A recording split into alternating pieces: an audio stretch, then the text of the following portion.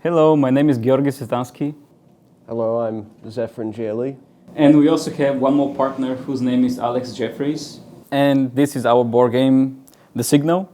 The setting of this game is an abandoned alien spaceship.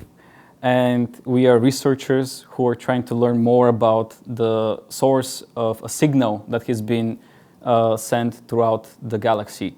So, as the researchers, we begin at the flight deck and then we go deeper towards the engine and the core. And the deeper we go, the more we realize how corrupted the ship is, and everything is becoming alive. So the ship has its own life, but why is it alive? It's the signal. So without jumping into spoilers, we would like to discuss a little bit about the setup and the design decisions behind it. The Signal is primarily based on small individualized rooms. We call them sets of rooms. And you and your teammates, if you choose to have teammates, you can just be by yourself if you want. And you will uncover these rooms because you haven't found out what's inside of them. So a big part of our game is that every room is unique, meaning that all the placements that enemies, equipment, and the insight, which is a special mechanic in our game, will be dictated through dice rolls, through X and Y coordinates, and that's a big part of the tile set that we use. And so as you're exploring, your encounters will be completely randomized. So once people have picked a class that they prefer to their liking, they will pick a corresponding piece that will show and represent themselves on the map. And every game will start at the very back of the meeting rooms. So every set of rooms starts with a meeting room and ends with a meeting room. Several of the currencies that act as rewards in this game are credits, experience, and insight. And the insight is a valuable resource because it will determine your amount of victory points. At the end of the game, when you defeat the final boss, you can add your currency, your equipment, and your insight cards together to get a total value for the victory points. Whoever has the highest victory points will ultimately win the game among the players involved. So the way that the board works is there are sets of rooms and they are different hazard levels. So the more rooms you go through, the hazard level rise and things become more challenging. But when you reach the end of the meeting room, you get to pick a door, either the top door or the bottom door. And this is when players can end up in crossroads. They can choose to cooperate in a room. And let's say that I pick the top room and let's say Zefran picks the bottom room. When we reveal them, it turns out that I'm in a large room, he's in a small room. I'm in trouble because in that room there will be 2 to 3 enemies. In his room there will be 1 enemy. So let's say that maybe your teammate is having a rough way and they're about to die. You could escape your room early so that you can come over and cross over to their room. But a big part of this game is that you cannot return to the original meeting room. It's a big part of the game here that we want players to keep moving along. Each room has enemies, equipment, and insight. Enemies are your standard enemy cards. Equipment is the equipment cards. And then there is one more insight card. And the insight, as was mentioned earlier, it's a bonus winning condition point and also adds to the lore. A very important thing for us to get right was also the monsters, because that's really what takes up a lot of the gameplay, is exploring around and finding monsters, fighting them, getting their rewards. And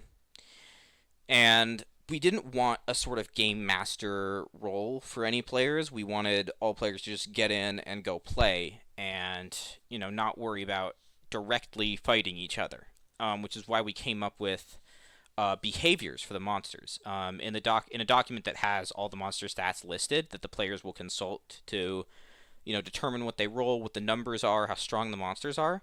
There are also behaviors in those monster stats, and that will determine how the monster moves around and who it prioritizes to attack. The Sniper Automaton, for instance, will move away from players in its movement and target the furthest player to attack from it because it wants to shoot at range. The Vault Leech it feeds on mines, so it attacks the player with the highest insight score and subtracts it. The Droid Security Guard is just a simple defensive robot, so it'll just move towards the nearest player that it can get to, without leaving its patrol area, which is the room it spawns in. And we came up with a bunch of these very diverse and some ways complex, some ways simple behaviors to give flavor to the monsters and also to allow them to operate without needing a game master, because you can just look at the rules and see, okay, so the monster should move here, it should attack this player, and here are all the stats right next to it, to determine how much damage it does, how much health it has when it gets hit. And the bosses just have much more complex behaviors, to signify the fact that they are bosses. The Writhing Flesh can create an extra enemy that's stronger than the normal enemies, but not quite as strong as the boss. It can also leap at players who are too far away, and it can attack multiple players around it. And it also has the extra life system that the players do. When it falls to 0 HP for the first time, it'll heal back up. And we did that to give like a sort of raid boss style thing where you are fighting against an enemy that can be exploited once you've learned its behavior, if you know how to work around it, without needing a game master that like tries to fight the players to stop them from winning. And those were some very important pillars of our design when creating enemies. So first we're going to roll for the enemy. So this is a large room, so it can be either 2 to 3 enemies. So if the dice rolls 3 or more, then we'll have 3 enemies. Let's pretend that we rolled 2, so we're going to have 2 enemies in this room. So we need to roll a d12 for the x coordinate and a d6 for the y coordinate. So let's say that we rolled, for the d12 we rolled 6, and for the d6 we rolled 2. Then that means that the monster is going to be right here. Now I chose a black die. So let's say that the second enemy is D10 for the x coordinate and D4 for the y coordinate. I'm going to get a white dice so that this way, when I pull the second card, I can put the white dice so that we know what are we referencing on the board and we're consistent. And then we're going to roll the dice again for equipment, whichever place it ends up being, and then the inside point, wherever it ends up being. The game is broken up into phases, and there is a player phase and an enemy phase. In the player phase, all players will take their turn simultaneously, and this will dictate their movement, whether they attack and whether they choose to pick up items such as the equipment or the insight. And to determine that, all players will review their character sheet here, and it will tell them what their movement stat is. Now, by itself, it doesn't do anything, but you will roll a D3 dice, and you will determine how many tiles you're able to move. Your first movement is for free, and every consecutive movement after that is an action point. Every player starts with 3 action points, and they will regenerate only 1 every player phase that turns over. The more you can defeat your enemies, the quicker you'll be able to scale, and that's a big part of our game, is the enjoyment of scaling your character. I have used my free movement to move forward. Now I can choose whether I can use my action points or not. I'm going to use one to attack my enemy. So I'm going to roll a d6 with my Scrap Blaster, and I'm going to blow it up. So let's assume I get a d4. Scrap Blaster has the unique function of rolling another d6, so let's assume I get another d4. That damage is 8, and then modified by the dexterity stat on every single character sheet.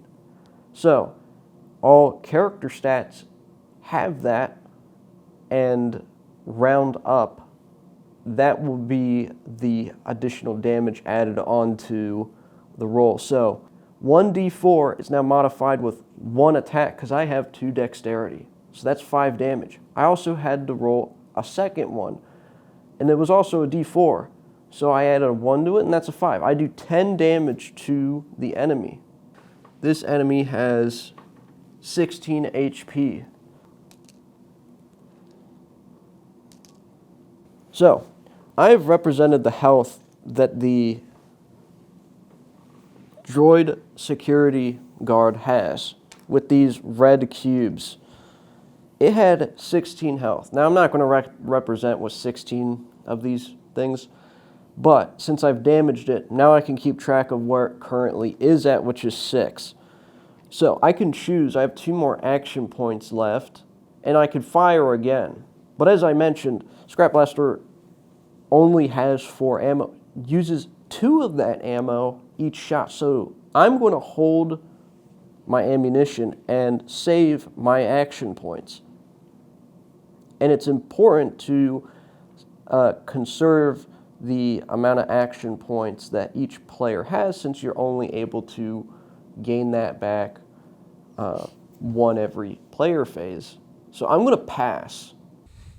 So a big goal when creating the game was to allow for replayability and constant modularity and changing of the game. So where not every 2 runs were going to be alike, and you'd have to do different things among player to player. And that's why the equipment is all random. Basically, it's all randomly generated. You never really get a choice of what you're going to get. And to allow for more diversity in that manner, we gave players access to specific stats like strength and dexterity that control their weapon effectiveness or their movement around the map, to help try to guide them along the path of certain builds. And to make sure that it's not entirely up to RNG and that players have a guiding point of where to go, we have a number of classes the players can choose from that have different starting specializations in each stat. And by defeating monsters and exploring rooms, you gain experience points, which you can use to level up. And upon leveling up, you get to choose which stats you want to increase and specialize into more and more fields. This can be used to either specialize into a weapon that, like, you've got to go to a build later down the line if you got a really powerful weapon in hand, or if you're not getting the weapons you want for your class, you can still try to salvage the experience by putting stats into points you might not want to use. Maybe for the scholar, you wanted to go like an intelligence build with the taser, but you're just not finding the taser or any intelligence-based weapons. But you still have alright dex, so you can start speccing into dex if you've picked up a combat knife along the way, or into ranged weapons. And that was a really important thing we wanted to do, because that would give players choices, and it would allow for fun, for engaging development along the way, and it would prevent players from both being pigeonholed into certain builds and while still allowing them to have an idea of what they want to go for based on the class. So let's say that with the dice I rolled a D3. I'm a scholar, so I have movement +2, which is 5. So I'm just getting close to the monster. I help him kill that monster. We're done with our phase. So this monster is gone. It did not have the time to act. We managed to kill it on time. We remove it from the card and we put it back into the deck on the bottom. And now it's the enemy turn. So players, they either take turns or choose to do it simultaneously. They move the enemy based on its movement. So this one has only a movement of 1, so it's not going to get that far. But this one is the lurking cyst. So because it was not attacked this turn, it multiplies. So now there are 2 lurking cysts. And now we better get there and beat it up before it can multiply again. So for example, these 2 enemies, they were defeated. So the droid security guard gives the players who engage with him 2 insight, 6 credits, which can be used for trading between the players. And then again, in each meeting room, we can buy items between each other. So even though I did damage to the droid security guard, he final hit it. So he gets the full rewards and the piece of equipment that this enemy drops. I don't get that equipment, but I do get half of the rewards that are not equipment based, which are pretty special. In this instant, 2 insight, 6 credits, and 3 XP. So I get half and it's rounded down. Now let's say that I managed to get the equipment token. Obviously, I get an equipment card. And let's say that Zefran, he reaches the insight card, the insight token. So he gets to keep an insight token. And what are the insight tokens? Well, they are the cards. So it's an extra victory point, but also it adds lore to the game. So for example, this one is the 0Z12. It refused to die. Subject 082 was terminated twice. It continued to operate under full cognitive load. Final logs show it mimicking the voices of the crew. Rewards 2 insight, so 2 victory points. And now the room is cleared, so we just use our movement tokens to get out of the way and eventually meet inside the meeting room. Once we're in the meeting room, we get to talk, we get to trade, it's kind of a moment of respite, and then we all decide when we're ready to proceed to the next stage, which is the next set of rooms. So the board game is going to shift then. Even though we didn't complete this bottom room, we could go back and do it if we really feel like it. Or we could choose to move on. Now, we're going to choose to move on, or maybe one of us chooses to stay back, and that's fine. So let's move this over. But if we want to uncover the next rooms, we're going to have to take the first meeting room all the way back here, and we put it over here. We're going to grab 2 new room cards. Now, normally you would shuffle these, and you would pick randomly what those would be. You're not supposed to know what room it is. So, I'm going to grab a set of new rooms and place them down. So, I'm going to choose to go back, because why not? I'm going to reveal this room, and it works just like how it was originally, except I come in from this angle. I clear this room, Georgie comes, say, here instead.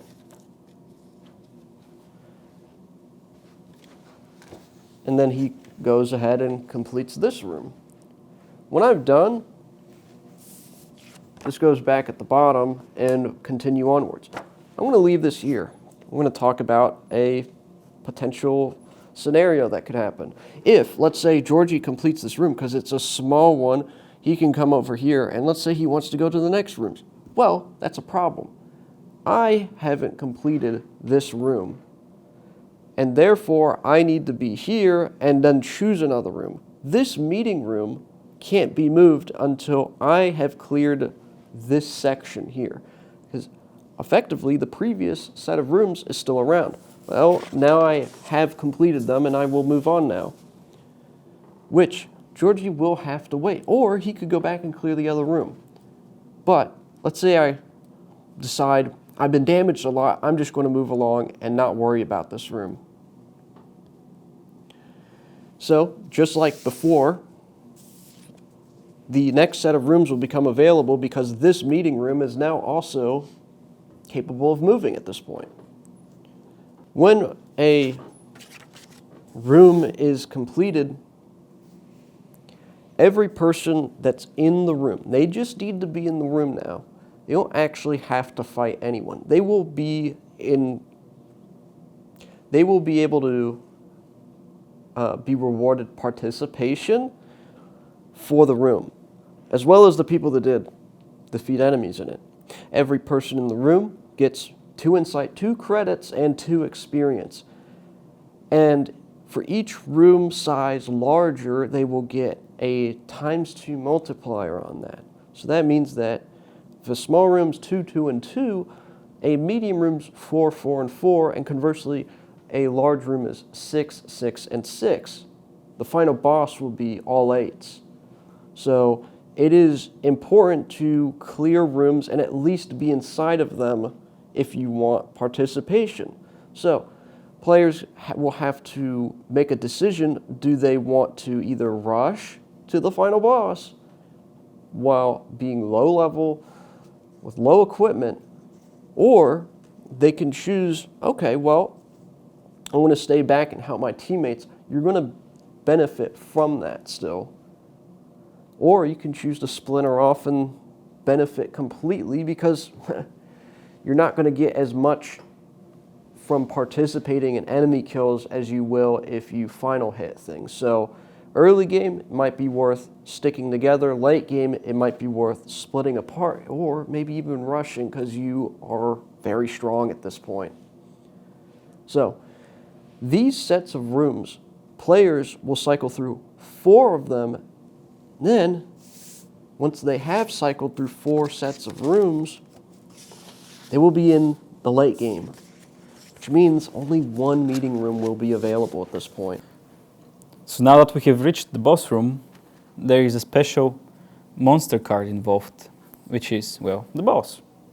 This is the Writhing Flesh, and if you have read enough lore cards, you will know more information about him outside of how terrifying he is and all of his information that he does.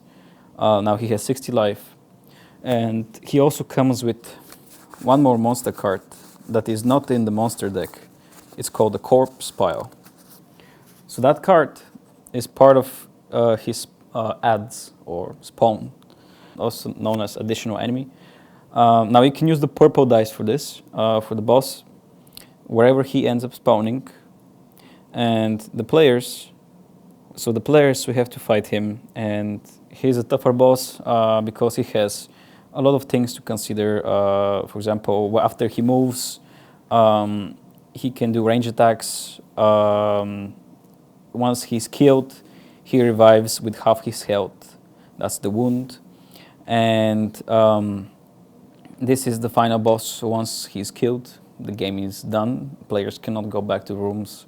To tally up how many victory points a person has, they will first check how much insight they have, and then they will also check how many cards they have. Every card has a distinct amount of insight involved in them. It's 1-to-1, so 1 insight is 1 victory point. For credits, for every 2 credits, it's 1 victory point, and then for every equipment, each equipment card is considered 1 victory point as well. So, when we do add it all together, we will finally know which one of us is really the winner here. So you can compete with your friends on who's not just the strongest, but who's the most capable of getting the most victory points. So, there is some competition there, but for the most part, the whole game is primarily cooperative, I would say.